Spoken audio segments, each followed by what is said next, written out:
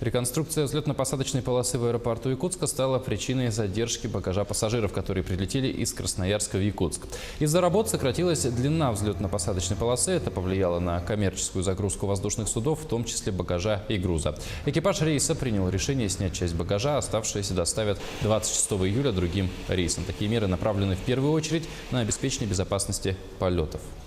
Мы должны обеспечить при любых непредвиденных обстоятельствах посадку на запасном аэродроме. Неважно, это где будет находиться, в любой точке маршрута. Или в аэропорту вылета, или по маршруту, или перед аэропортом назначения. То есть, если у нас не обеспечивает чурман запасным, приходится брать более дальние.